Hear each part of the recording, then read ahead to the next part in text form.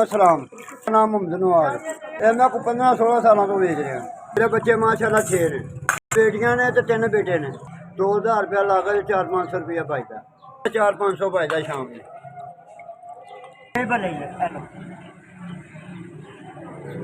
अपना मेरा इसे वास्ते भी घर दे पेट वास्ते टाइम घर दे 6 जी निकल नहीं थोड़ा माड़ा मोटा गुजारा होंदा ही जाता है।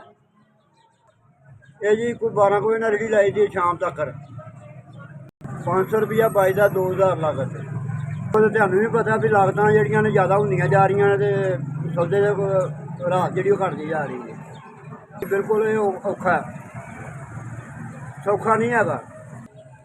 4000 रुपया मैंने भेजिया, पता नहीं जेड़े बंदे ने भी भेजा रब ओहदा भला करे, वो बच्चों की खैर करे, रब करे वो बच्चों की खैर करे अल्लाह ताला, जिन्हें मेरा भला किया। तंदुरुस्ती दे, वो कारोबार बहुत वधा दे मेरा।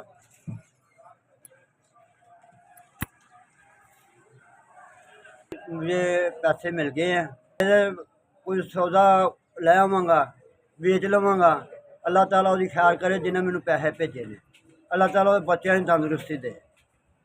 और दूसरी ये गल है, कोई थोड़े दही के पैसे देने हो, मैं दही के पैसे दे देंगा, अपने सिरों भार लस जाएगा।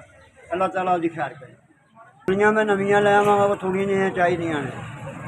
चमचियाँ लै आवांगा, मसाले मसूले लै आवांगा। अल्लाह ताला उसकी खैर करे, जिन्हें मैंने भेजे ने।